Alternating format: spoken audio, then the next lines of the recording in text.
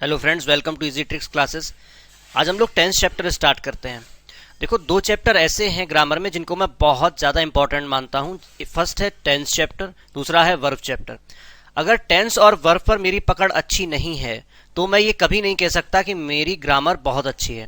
तो ये दोनों बहुत ही बेसिक चैप्टर्स हैं और इस पर पकड़ हमारी बहुत अच्छी होनी चाहिए अगर हमको ग्रामर में पकड़ बनानी है। तो बहुत आराम से लेकर चलेंगे टेंस चैप्टर को, क्योंकि हमको ये समझ में आना चाहिए कि आपका यहाँ कौन सा टेंस यूज हो रहा है या कौन सा टेंस आपका यूज होना चाहिए।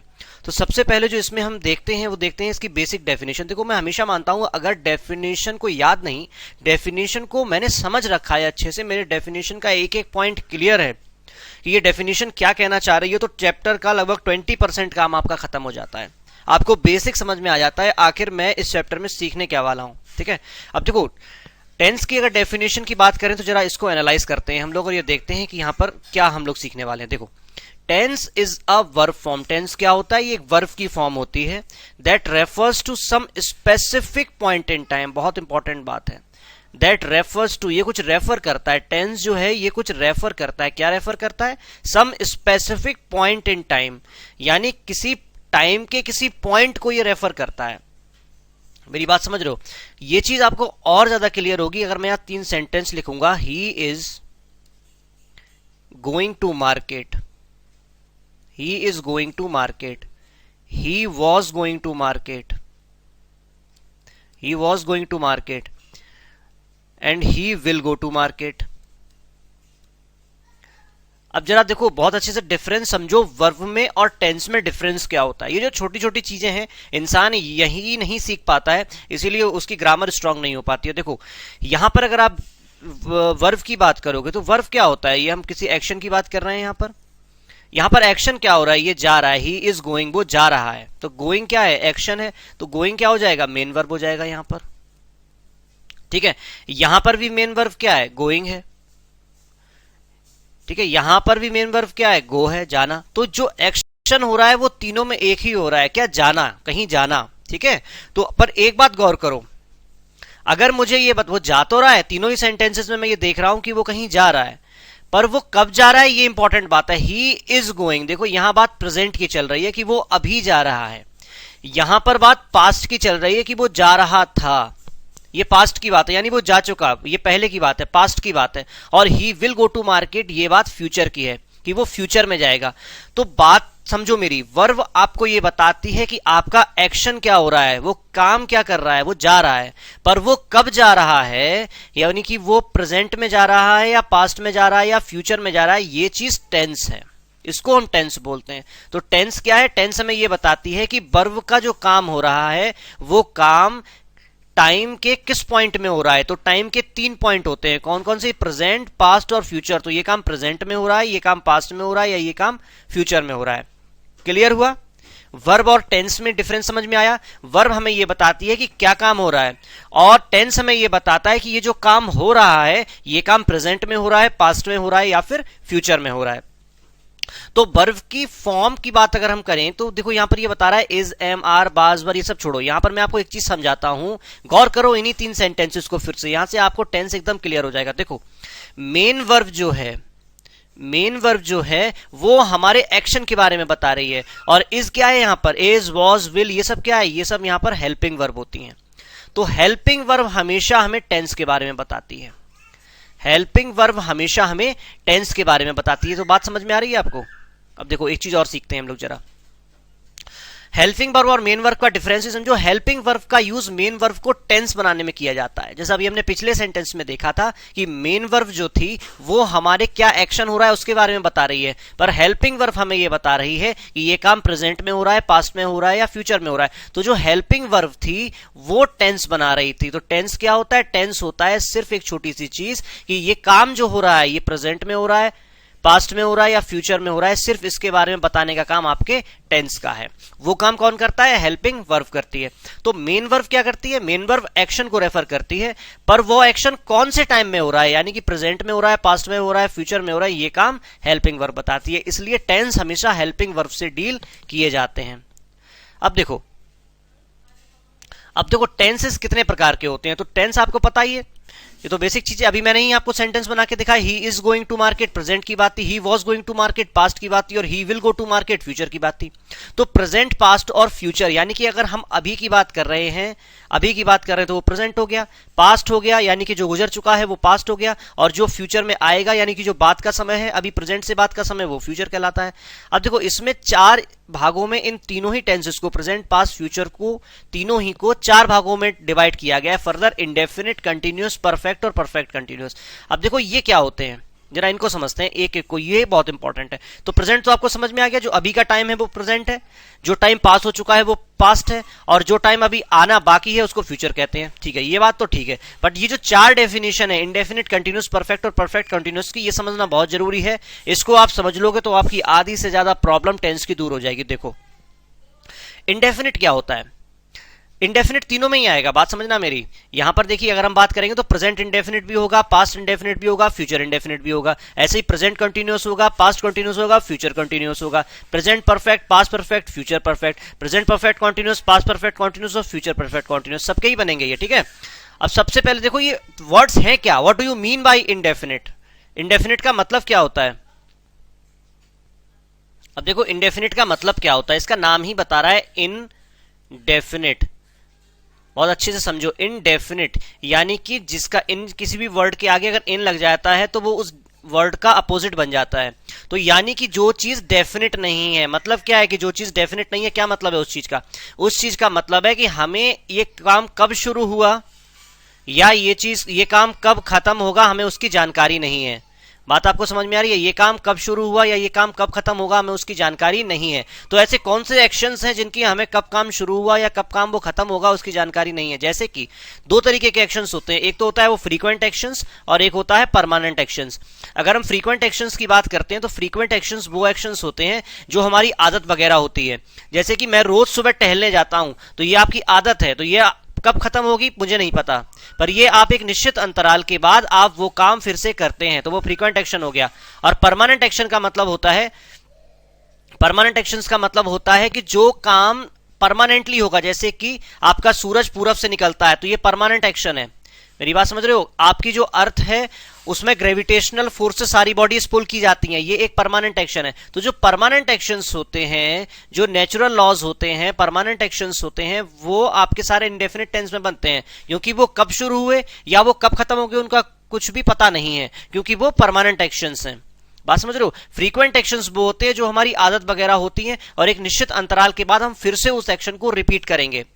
कंटिन्यूस देखो, कंटिन्यूस एक्शन का मतलब बस इतना होता है कि इसमें कभी ड्यूरेशन नहीं होता। अभी जो एक्शन चल रहा है, at present, at this moment जो एक्शन चल रहा है, एट प्रेजेंट जो एक्शन चल रहा है, हम उसे कंटिन्यूस में लिखते हैं कि वो अभी मार्केट जा रहा है। बात समझ रहे हो, आदत को नहीं बता रहा है। मैं ये नहीं कहना चाहता हूं कि वो रोज सुबह जो है वो मार्केट जाता है, मैं नहीं कहना चाह रहा हूं। मैं बस अगर मैं ये बात कहता कि वो रोज सुबह मार्केट जाता है तो मैं उसको इंडेफिनिट में बनाता, वो उसकी आदत बन जाती।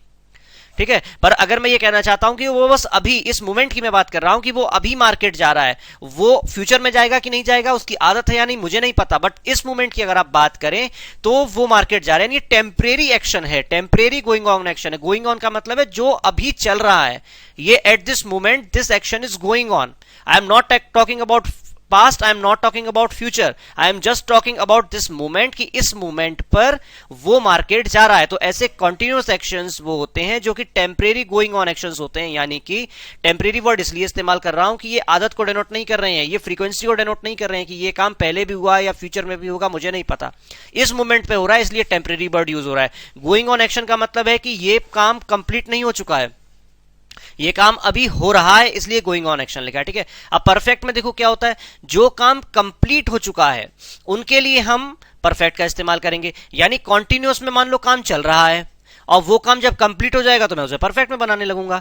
तो जो काम कंप्लीट हो जाता है, जो जैसे कि he is going to market, वो मार्केट अभी जा रहा है, ये काम चल रहा है तो कंटिन्यूअस में बनाएंगे।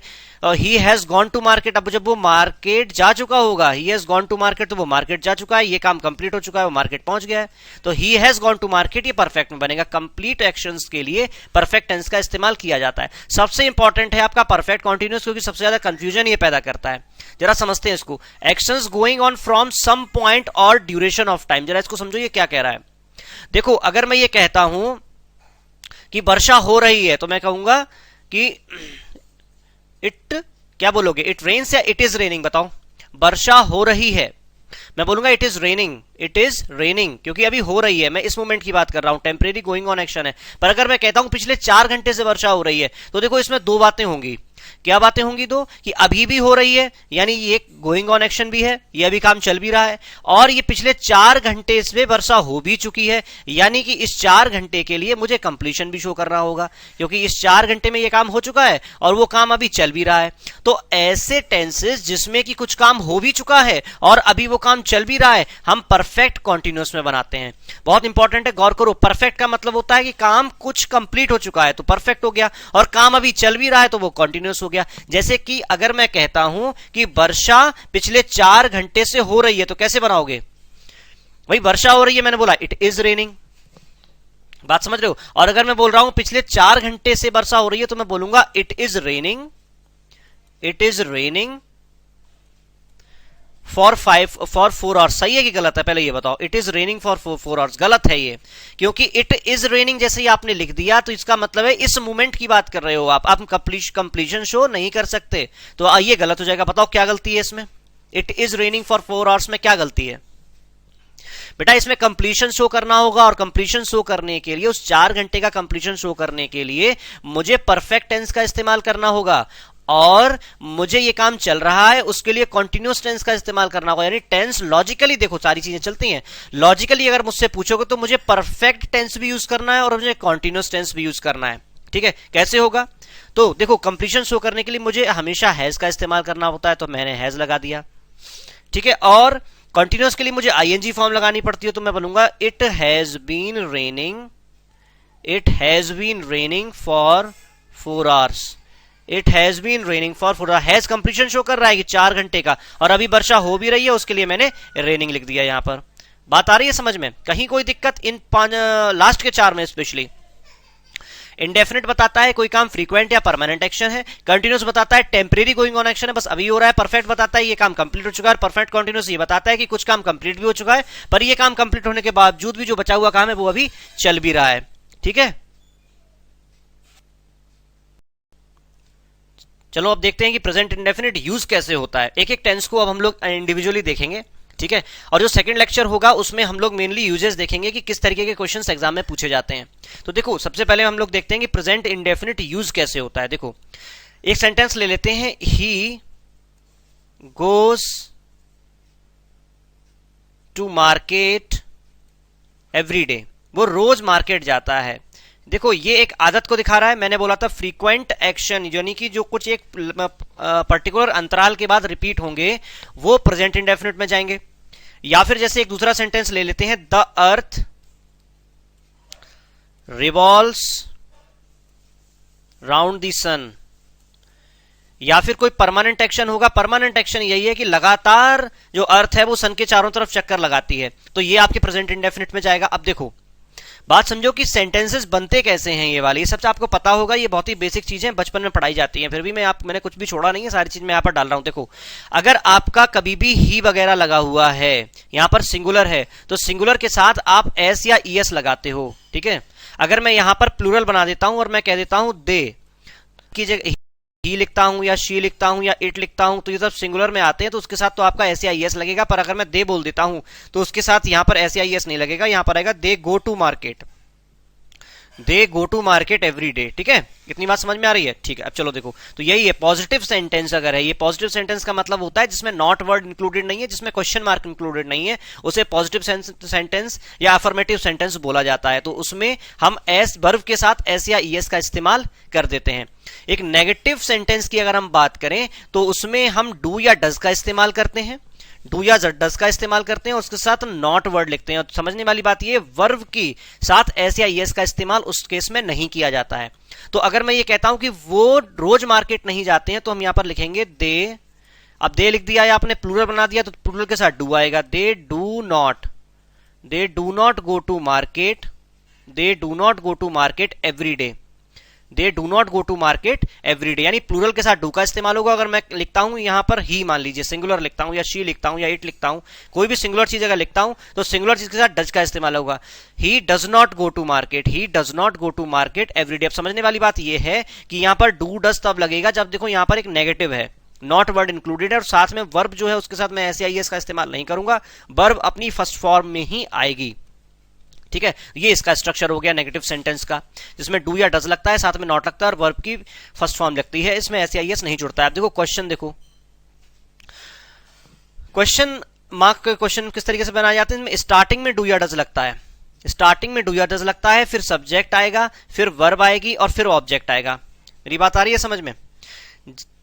ठीक है, तो इस तरीके से स्ट्रक्चर्स क्वेश्चन मार्क। एग्जांपल लेते हैं, do they go to market, do they go to market every day, और क्वेश्चन मार्क लगेगा लास्ट में। Do they go to market, यानी कि देखो सबसे पहले मैंने डू लगाया, अगर मैं यहां पर ही लिख देता हूं तो आ जाएगा does he go to market every day. ठीक है, अब देखो डू के साथ मैंने क्या किया, डू या डज के साथ मैंने फिर पहले सब्जेक्ट लिखा, उसके बाद मैंने वर्ब लिखी। यहां पर भी याद रखो एस या एस नहीं लगता है। ठीक है, एस या एस सिर्फ पॉजिटिव सेंटेंस में लगेगा, बात समझ रहे हो? एस या ईएस अगर लगेगा तो सिंगुलर केस जो होगा उसमें एस या ईएस का इस्तेमाल हम लोग करेंगे। फिर उसके बाद जो भी आपका वर्ब की फर्स्ट फॉर्म लिखने के बाद जो भी बचेगा वो आपका ऑब्जेक्ट में चला जाएगा। अगर नॉट इंक्लूड करना है तो डू या डज आपने लिखा, फिर सब्जेक्ट लिखा, तो सब्जेक्ट के बाद और वर्ब के बीच में नॉट लगेगा, सब्जेक्ट और वर्ब के बीच में नॉट लगेगा। यानी कि अगर मैं इसको नेगेटिव सेंटेंस बनाना चाहता हूं तो मैं लिखूंगा do they not go to, do they not go to market every day. बात समझ में आ गई? कहीं कोई कंफ्यूजन किसी तरीके का? ये था बेसिक यूज प्रेजेंट इंडेफिनिट का, किस तरह से किया जाता है। चलो हम लोग देखते हैं कि प्रेजेंट इंडेफिनिट का यूज कहां किया जाता है। देखो सबसे पहला यूज है इसका यूनिवर्सल ट्रुथ में, सदा सदैव सत्य वाली जो चीजें हैं, कि जो चीजें कभी नहीं बदलेंगी। सूरज पूरब से निकलता है, अर्थ का ग्रेविटेशन फोर्स उसे अपनी तरफ खींचता है।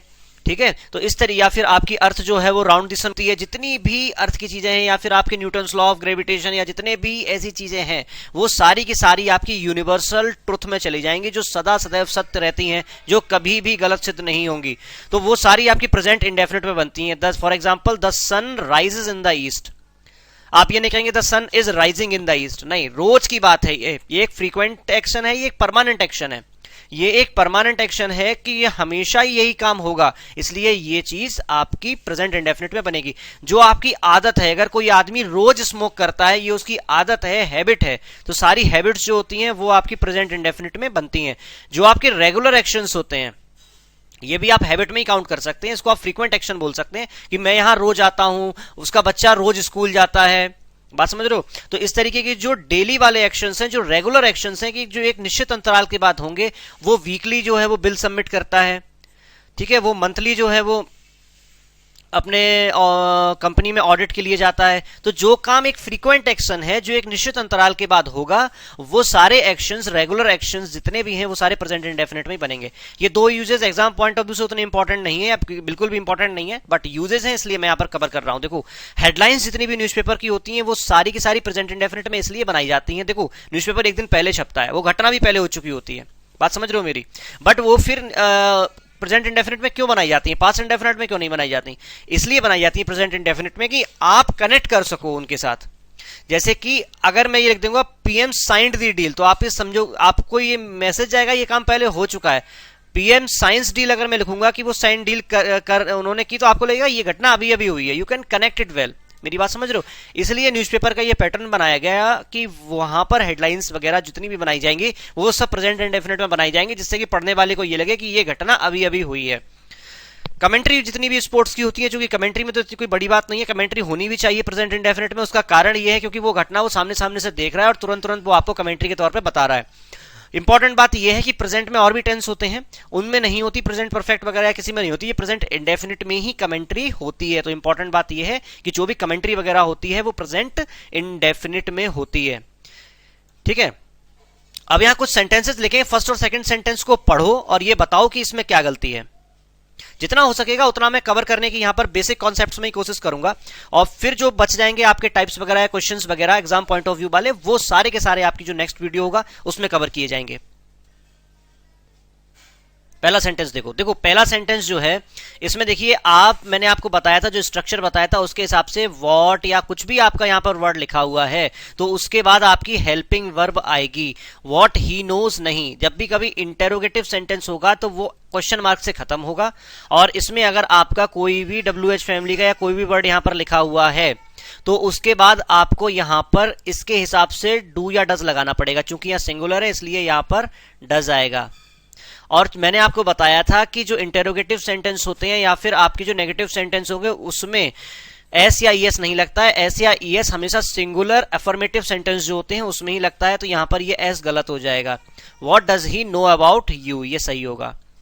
अब देखो जरा सेकंड सेंटेंस देखो, I don't know what he knows about you. इसमें भी आप ये कोशिश करोगे कि ये व्हाट जो है इसके बाद मैं डज का इस्तेमाल कर दूं तो गलत हो जाएगा। ये सेंटेंस सही है, इसमें कोई गलती नहीं, कारण बता रहा हूं। देखो पहली बात, ये आपका जो है इंटेरोगेटिव सेंटेंस नहीं है क्योंकि इसके अंत में क्वेश्चन मार्क नहीं लगा है, फुल स्टॉप लगा है। तो जो भी इस तरीके के सेंटेंसेस रहते हैं जिसमें अंत में फुल स्टॉप लगा है और उसमें व्हाट या किसी भी वर्ड का, व्हाट, व्हेन या किसी भी वर्ड का इस्तेमाल हो रहा है WH फैमिली के, तो उसमें आपको हमेशा उस वर्ड के बाद सब्जेक्ट को रखना पड़ता है। क्योंकि अगर आप व्हाट के बाद डज को रख दोगे तो वो इंटेरोगेटिव सेंटेंस बन जाएगा, और इंटेरोगेटिव सेंटेंस अगर ये बन जाएगा तो आपने उस सेंटेंस के अंत में क्वेश्चन मार्क क्यों नहीं लगाया, सीधी सीधी सी बात होगी। तो अगर यहां क्वेश्चन मार्क नहीं लगा है, यहां पर ये एक अफर्मेटिव सेंटेंस की तरीके से दे रहा है, तो उस केस में आपको व्हाट या होम या व्हाट व्हेन कुछ भी अगर इस्तेमाल हो रहा हो तो आपको उसके बाद सब्जेक्ट का इस्तेमाल करना होगा। सिर्फ यही मैसेज मैं आपको देना चाहता था कि अगर व्हाट या इस तरीके के वर्ड्स को आप देखते हैं तो देखकर तुरंत उसके बगल में हेल्पिंग वर्ब को मत चिपका दीजिए। आप ये भी देखिए कि लास्ट में क्वेश्चन मार्क लगा है या नहीं लगा है। तो ये सेंटेंस सही है। थर्ड देखो, Lord Buddha said to the mother that death knocked at every door. Lord Buddha ने मदर से कहा, क्या कहा कि डेथ जो है वो हर दरवाजे पर आती है, कोई घर कोई इंसान ऐसा नहीं है जो मरे नहीं। तो ये सदा सदैव सत्य वाली बात है, ये हमेशा सत्य रहने वाली बात है। ऐसा तो है नहीं कि पास्ट में डेथ जो थी वो हर घर पे आती थी और अभी जो है उसने कुछ डिस्काउंट दे दिया और वो हर घर पर नहीं आएगी, ऐसा तो नहीं है। डेथ अभी पहले भी आती थी, अभी भी आएगी और फ्यूचर में भी हर आदमी को मरना है और हर आदमी के दरवाजे पर डेथ आएगी। तो death knocked at every door गलत हो जाएगा, death knocks at every door सही होगा। Death knocks at every door. Fourth देखो, Einstein felt that gravitational force pulled everything down. Einstein ने ये फील किया, क्या फील किया कि ग्रेविटेशनल फोर्स जो है वो हर चीज को नीचे की तरफ खींचता था, लिखा हुआ है यहां पर, अब नहीं खींच। ये सदा सदैव सत्य वाली बात है क्योंकि ये नियम है, ठीक है। जो भी आपके रूल्स वगैरह होंगे, न्यूटन्स लॉ या किसी भी तरीके की जो सदा सदैव सत्य रहने वाली बातें हैं आपकी, वो हमेशा आपकी प्रेजेंट इंडेफिनिट में बनेंगी। तो ग्रेविटेशनल फोर्स पुल्ड गलत हो जाएगा, पुल्स सही होगा। इतनी बात समझ में आई। ये देखो जरा फिफ्थ सिक्स्थ क्वेश्चंस देखो, डिस्कस करते हैं।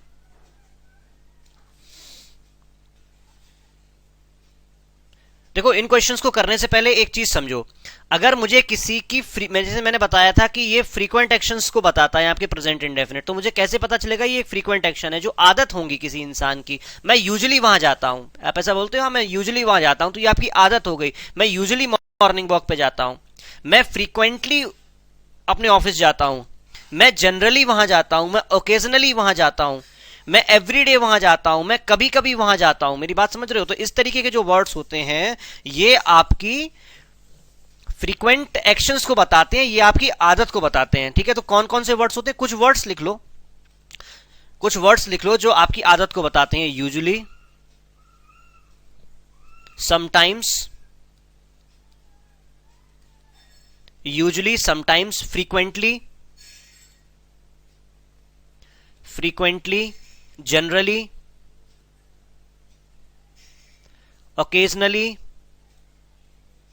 occasionally, often, every day,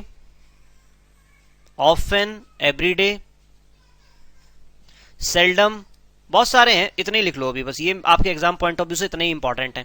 ये वर्ड्स जो होते हैं ये आपके प्रेजेंट इंडेफिनिट टेंस में ही यूज हो जाते हैं क्योंकि ये हमारी आदत को बताते हैं, ये फ्रीक्वेंट एक्शंस को बताते हैं, ये बताते हैं कि ये एक्शन जो है ये एक निश्चित समय अंतराल के बाद रिपीट होगा। इतनी बात समझ में आ रही है। फिफ्थ करो जरा, how often are you going gymnasium. कितने ऑफन कितने फ्रीक्वेंसी से या कितने दिन ऑफन आप जाते हैं जिम्नेजियम, क्या मतलब है इस बात का, बताइए क्या मतलब है। कहने का मतलब है कितने दिनों के अंतराल के बाद आप जिम्नेजियम जाते हैं। आज जिम्नेजियम है, फिर कल जा रहे हैं, फिर परसों जा रहे हैं। तो ऑफन वर्ड जो है ये हमारी फ्रीक्वेंसी को बताता है। ये जितने भी वर्ड्स यहां लिखे हुए हैं ये सब आपके एडवर्ब ऑफ फ्रीक्वेंसी हैं। आपको इतना जानने की जरूरत नहीं है, फिर भी मैंने आपको ये बता दिया। ये हमेशा आपकी फ्रीक्वेंसी को बताते हैं, ये हमेशा आपकी फ्रीक्वेंट एक्शंस को बताते हैं, आपकी आदत को बताते हैं। तो ये आपकी आदत जानना चाहता है, हर 2 दिन पे जाते हो और 3 दिन पे जाते हो और 5 दिन पे जाते हो। तो अगर यहां पर मैं चाहूं तो हाउ फ्रीक्वेंट भी डाल सकता हूं, हाउ ऑफन की जगह हाउ फ्रीक्वेंट। मेरी बात समझ रहे हो, हाउ फ्रीक्वेंट भी अगर आप डालोगे तो यहां बिल्कुल सही हो जाएगा। तो how often are you going gymnasium, ये आदत पूछ रहा है आपकी। तो यहां पर आर यू गोइंग गलत हो जाएगा, यहां पर हो जाएगा how often do you go, how often do you go gymnasium. अगला देखो, इसका क्या मतलब है, he is seldom missing his classes. इसका मतलब है कि वो रोज आप मान लो क्लास जाता है, बहुत ही कम ऐसा होता है कि वो अपनी क्लास मिस करता हो, यानी क्लास जाना उसकी एक आदत है। तो जब उसकी एक आदत है, बहुत ही कम वो क्लास मिस करता है। और देखो आप गौर करिए, ऑफन या फिर सेल्डम, ये सारे वर्ड्स जो है मैं यहां पर आपको लिखा भी चुका हूं, बट रूल याद करना ही सफिशिएंट नहीं है, उस चीज को लॉजिकली इंप्लीमेंट करना बहुत जरूरी है। तो यहां पर क्या करेक्शन करना होगा बताइए बेटा। सेल्डम मिसिंग की जगह सेल्डम मिसेज आएगा, MISSES। आपको प्रेजेंट इंडेफिनिट में टेंस बनाना होगा, ठीक है। और यहां से आपको ये इस वर्ड हटाना होगा, he seldom misses his classes. 7th बताओ क्या गलती है। My father is everyday taking pills.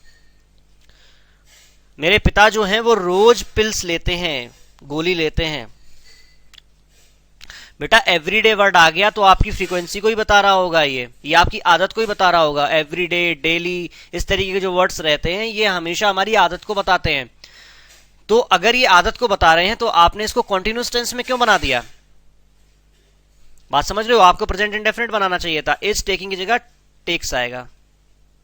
अगला देखो, ही इज ऑलवेज, ऑलवेज कोई काम कर रहे हो या कोई काम बिल्कुल नहीं कर रहे हो, नेवर कर रहे हो, या कोई काम कभी कभी कर रहे हो यानी सेल्डम कर रहे हो, फ्रीक्वेंटली, जनरली, समटाइम्स, यूजुअली, जितने भी वर्ड्स होते हैं ये सारे के सारे आपकी आदत को बताते हैं, फ्रीक्वेंसी को बताते हैं। उस केस में वो आपको प्रेजेंट इंडेफिनिट में ही बनाने होंगे, ठीक है। तो इज गोइंग की जगह आपको लिखना होगा गोज।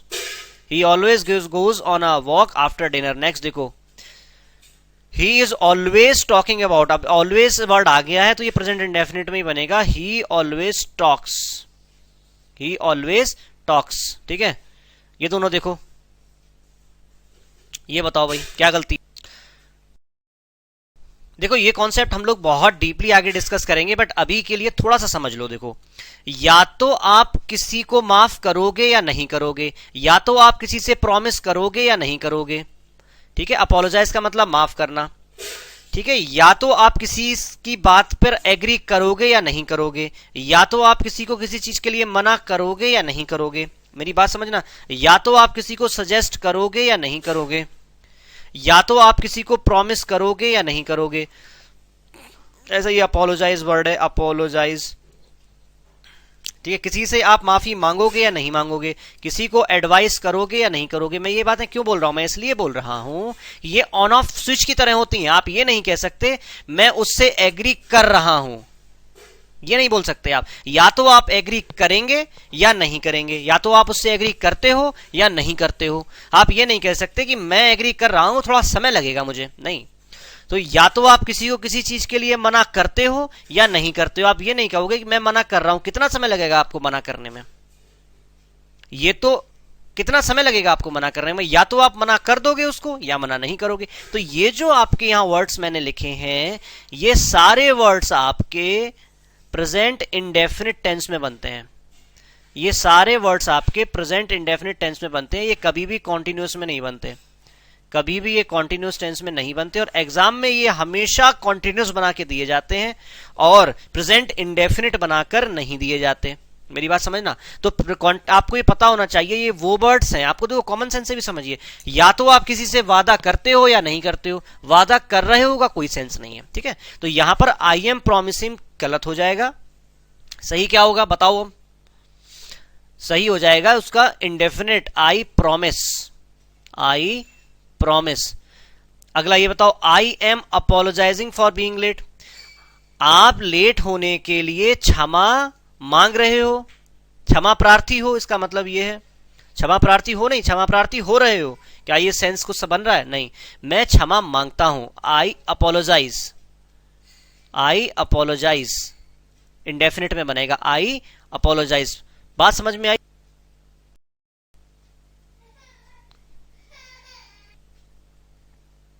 चलो हम लोग सिंपल पास्ट के बारे में देखते हैं। सिंपल पास्ट जैसे कि एक एक सेंटेंस लेते हैं, उससे अच्छा आपको समझ में आएगा। He went to the market. तो देखो जैसा हमने प्रेजेंट इंडेफिनिट में देखा था, he goes to the market, यहां पर हम देख रहे हैं he went to the market, यानी यहां पर वर्ब की सेकंड फॉर्म इस्तेमाल हो रही है।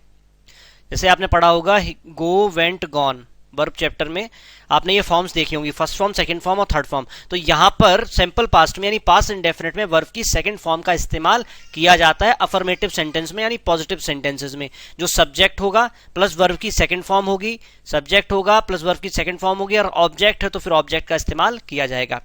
नेगेटिव सेंटेंस में हम क्या करते हैं, जिस तरीके से हम प्रेजेंट इंडेफिनिट में डू या डज का इस्तेमाल कर रहे थे, यहां पर हम डिड का इस्तेमाल करेंगे, और वहां पर भी हम वर्ब की फर्स्ट फॉर्म इस्तेमाल कर रहे थे, और यहां पर भी हम वर्ब की फर्स्ट फॉर्म ही इस्तेमाल करेंगे। For example, he did not go to the market, he did not go to the market. तो सोचने वाली बात यहां पर यह है कि हमने यहां पर वेंट नहीं लिखा है, हमने यहां पर गो लिखा है, यहां पर हमने डू डज नहीं लिखा है, क्योंकि वो प्रेजेंट इंडेफिनिट में यूज होते हैं, ये पास्ट इंडेफिनिट है, इसलिए हम यहां पर डिड का इस्तेमाल हमने किया है। तो इतनी बात समझ में आ गई। क्वेश्चन के आप जो सेंटेंस बनाओगे उसमें आप डिड का इस्तेमाल स्टार्टिंग में करोगे, तब सब्जेक्ट लिखोगे, फिर वर्ब लिखोगे और फिर ऑब्जेक्ट लिखोगे।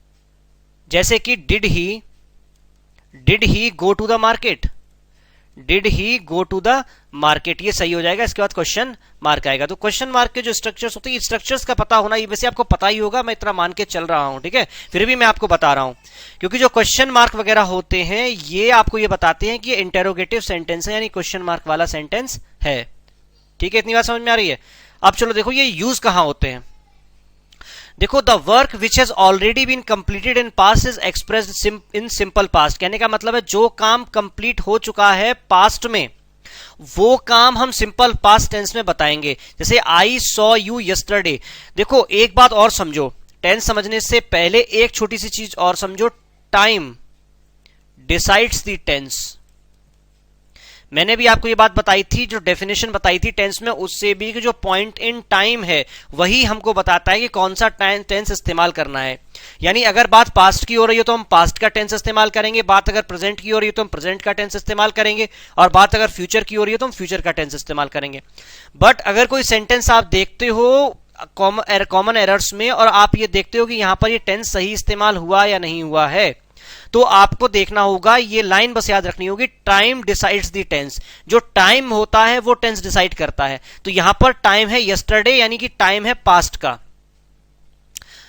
बात मेरी समझ रहे हो? यहां पर टाइम है पास्ट का, तो यहां पर जो टेंस आएगा वो पास्ट का आएगा। तो अगर मैं यहां पर लिख देता हूं I have seen him yesterday, I have seen him yesterday, तो ये गलत हो जाएगा, क्योंकि टाइम कॉन्ट्राडिक्टरी है। टाइम प्रेजेंट की बात, यहां पर टेंस प्रेजेंट की बात कर रहा है, हैव प्रेजेंट का टेंस है, और यस्टरडे एक पास्ट का टाइम हो जाएगा, तो ये गलत हो जाएगा, ये सेंटेंस गलत होगा। यस्टरडे टाइम के हिसाब, इस टेंस प्रेजेंट सिचुएशन के हिसाब से, हैव प्रेजेंट की बात है, इसके हिसाब से आप यस्टरडे को नहीं बदलेंगे टुडे में।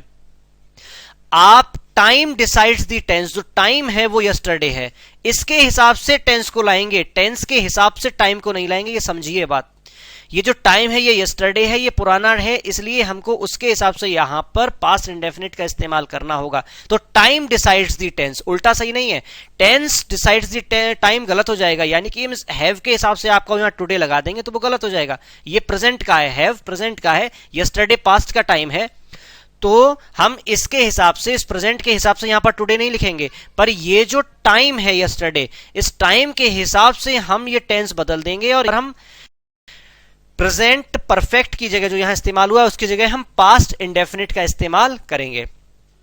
कोई दिक्कत? टाइम के हिसाब से हमने यहां पर टेंस का इस्तेमाल किया, ये पहला रूल है। यानी कभी भी पास्ट की बात कर रहे होगे तो पास्ट इंडेफिनिट का हम इस्तेमाल करेंगे। दूसरा देखो, simple past is also use to express routine work, habits वगैरह अगर पास्ट की आपको बतानी है, जैसे हम प्रेजेंट की हैबिट्स हमको बतानी है तो हमने प्रेजेंट इंडेफिनिट का इस्तेमाल किया था, पर अगर हमें पास्ट की हैबिट्स बतानी है तो हम पास्ट इंडेफिनिट का इस्तेमाल करेंगे। For example, I went to the school by bus every day. जैसे कि आपको प्रेजेंट इंडेफिनिट में मैंने बहुत सारे वर्ड्स बताए थे, usually, generally, everyday, always, never, seldom. तो वही सारे वर्ड्स अगर यहां पर इस्तेमाल करोगे, आप पास्ट में इस्तेमाल करोगे तो वो हैबिट्स को बताएंगे। तो पास्ट की हैबिट्स बताने के लिए हमेशा पास्ट इंडेफिनिट का इस्तेमाल किया जाता है। थर्ड, जैसे कि he always came to see me, always word आया। थर्ड देखो, if the sentence is started by it's time, it's about time और इट्स हाई टाइम। बहुत इंपॉर्टेंट रूल है ये, बहुत ही इंपॉर्टेंट रूल है, काफी ज्यादा एग्जाम में पूछा जाता है। अगर कभी किसी सेंटेंस की शुरुआत it's time, it's about time या इट्स हाई टाइम से हो रही है और उसके बाद सब्जेक्ट यूज हो, तो सब्जेक्ट के बाद वर्ब के सेकंड फॉर्म का इस्तेमाल होता है। ये सेंटेंस पढ़ो, एग्जाम्पल पढ़ो, आपको ये रूल ज्यादा क्लियर होगा। फिर मैं ये रूल आपको बहुत अच्छे से डिक्टेट करता हूं। बहुत एनालाइज किया, अब देखो मैं आपको समझाता हूं किस तरीके से it's time, it's about time या इट्स हाई टाइम के एग्जाम में क्वेश्चंस आते हैं। क्वेश्चन ये आया था एग्जाम में एक बार, it's time you should study. ये गलत है, वैसे आप देखोगे तो आपको समझ में नहीं आएगा, बट इसमें गलती ये है कि it's time, it's about time या इट्स हाई टाइम के बाद अगर सब्जेक्ट आ रहा है, जैसे यहां पर आ रहा है यू, तो उसके बाद हमेशा पास्ट इंडेफिनिट टेंस बनेगा। हमेशा पास्ट इंडेफिनिट बनेगा, मतलब शुड स्टडी गलत हो जाएगा, आपका आएगा इट्स टाइम यू स्टडीड। बात आ रही है समझ में? ठीक है। बट अगर इट्स टाइम के बाद सब्जेक्ट ना आकर टू आ जाए तो उसके बाद वर्ब की फर्स्ट फॉर्म आएगी। ये कोई रूल नहीं है, ये एक लॉजिक है। देखो कैसा लॉजिक है, इट्स टाइम टू अगर मैंने लगा दिया यानी कि मैं इन्फिनिटिव बना रहा हूं।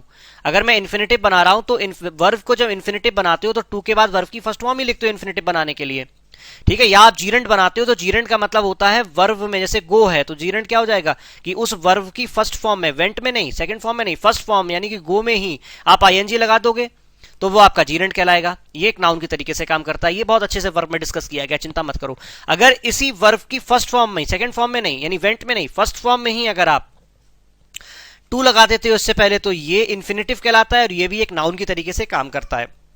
तो अगर एक वर्ब को नाउन की तरीके से काम कराना है तो वो दो तरीके से काम कर सकता है। या तो उसको आप जीरेंट बना दो यानी उसमें आईएनजी लगा दो फर्स्ट फॉर्म में, या फिर उसके पहले आप टू लगा दीजिए यानी उसको इन्फिनिटिव बना दीजिए उसकी फर्स्ट फॉर्म में। इंपॉर्टेंट पॉइंट है फर्स्ट फॉर्म में, यानी गो में। ना हम वेंट की बात कर रहे हैं ना हम गॉन की बात कर रहे हैं, इन सब में नहीं लगेगा। ठीक है। अब देखो इट्स टाइम टू, यानी आपने जब टू पहले लगा दिया तो फिर बट नेचुरल है कि उसके बाद वर्ब की फर्स्ट फॉर्म ही आएगी। तो इट्स टाइम टू अगर लग गया है तो फिर तो टेंशन ही नहीं है, स्टडी ही आएगा, स्टडीड नहीं आएगा। बट अगर इट्स टाइम के बाद अगर आपका सब्जेक्ट आ गया है तो फिर हमें पास्ट इंडेफिनिट टेंस का ही इस्तेमाल करना होगा। इतनी बात समझ में आई? अब चलो यहां पर कुछ क्वेश्चंस लिखे हुए हैं, जरा इनको करेक्ट करो। फर्स्ट और सेकंड क्वेश्चन देखो। पहला क्वेश्चन देखो, I have come yesterday. Yesterday जो है मैंने बताया था टाइम डिसाइड्स द टेंस। जो टाइम होता है वो टेंस डिसाइड करता है। टाइम पास्ट का है, यस्टरडे मतलब पास्ट का है, और टेंस जो है ये प्रेजेंट का दिख रहा है, तो ये चीज गलत है, ये कॉन्ट्राडिक्टरी है। इस टाइम के हिसाब से मुझे टेंस डिसाइड करना था, तो यहां पर हैव कम की जगह क्या आ जाएगा, केम आ जाएगा। सेकंड देखो, I had finished my task 3 hours एगो। देखो यहां पर एक बात समझो, 3 घंटे पहले मैंने काम कोई कंप्लीट कर दिया है, यानी ये टाइम जो है ये पास्ट का है। एगो जो है ये पास्ट का टाइम डिनोट करता है, ठीक है, बताता है, तो ये पास्ट का है। यहां पर मैंने लिखा है पास्ट का, फिर क्या गलती है, यहां पर पास्ट परफेक्ट टेंस में इस्तेमाल कर रहा हूं। आगे मैं पास्ट परफेक्ट टेंस पढ़ाऊंगा, वहां फिर ये चीज डिस्कस करूंगा, बहुत इंपॉर्टेंट चीज है।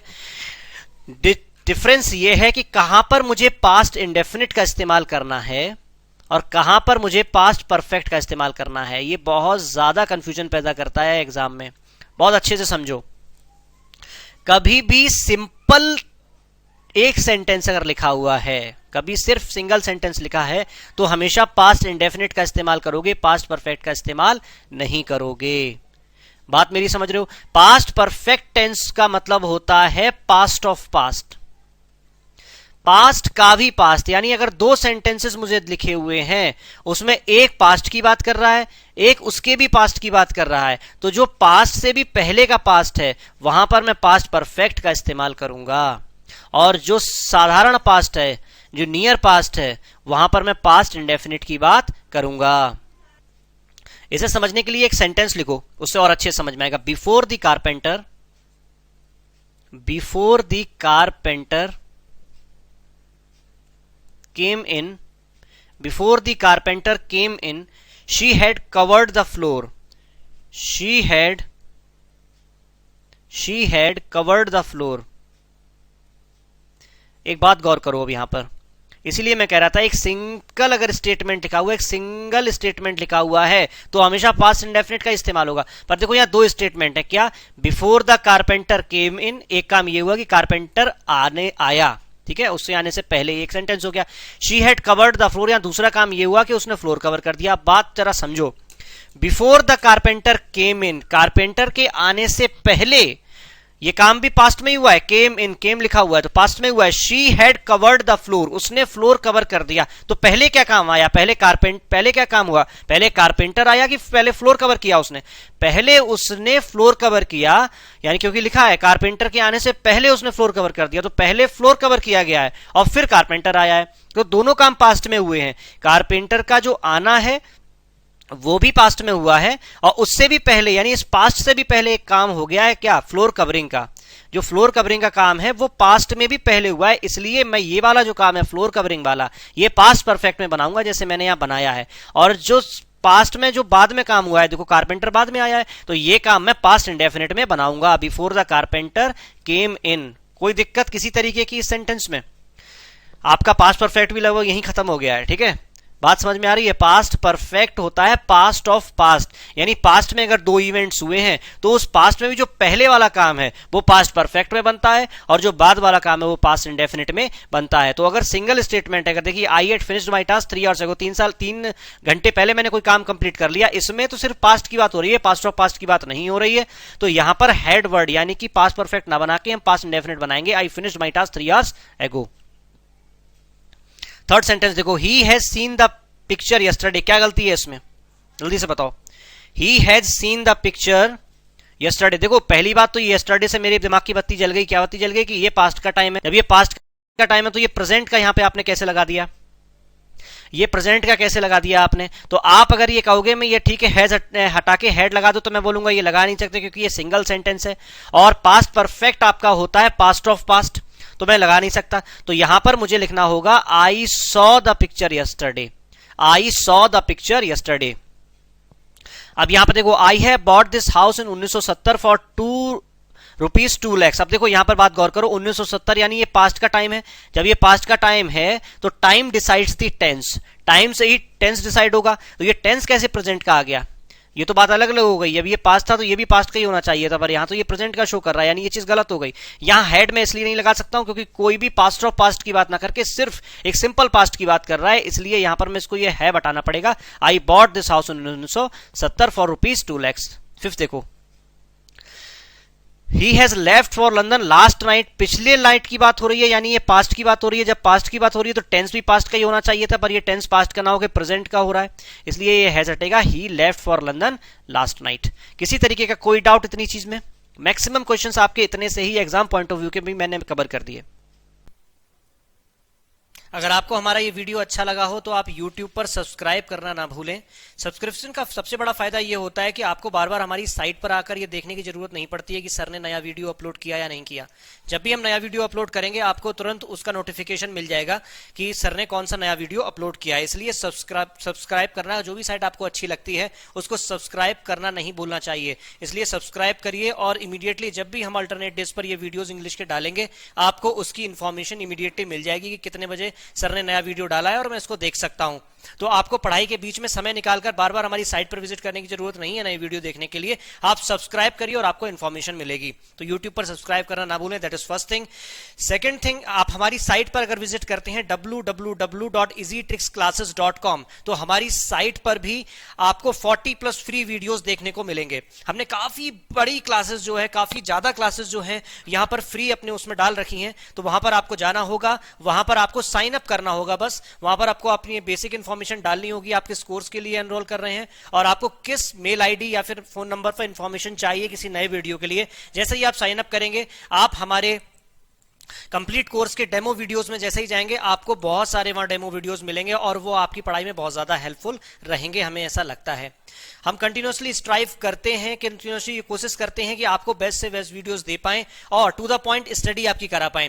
टू द पॉइंट स्टडी का मतलब होता है कि हम कुछ, देखो ये जानना ज्यादा जरूरी होता है हमारे लिए कि हमको क्या पढ़ना है, पर उससे भी ज्यादा जरूरी ये होता है कि हमको क्या नहीं पढ़ना है। बहुत सी ऐसी साइट्स हैं जो कि आपको हिंदू एडिटोरियल में जो आपकी वोकैब आई है वो करा रहे हैं, इंडियन एक्सप्रेस में करा रहे हैं, उसका कोई लॉजिक नहीं है। हमको टू द पॉइंट स्टडी पढ़ाई करनी है, हमको रिसर्च नहीं करनी है, पीएचडी नहीं करनी है, हमको बेसिकली वो करना है जो हमारे एग्जाम पॉइंट ऑफ व्यू से इंपॉर्टेंट है और जो एग्जाम में आएगा, बस उतना पढ़ना है। वो हम लोगों ने पूरी रिसर्च की हुई है और वो हम आपको डिलीवर करने के लिए कमिटेड हैं, ठीक है। तो टू द पॉइंट स्टडी करेंगे, जिसको कहते हैं हम लोग स्मार्ट वर्क। हमको हार्ड वर्क नहीं करना है, स्मार्ट वर्क करना है। कम से कम पढ़ के उतना पढ़ना है बस हमको, जितना कि हमारे एग्जाम के लिए सफिशियंट है। Best of luck for your exams. Bye bye.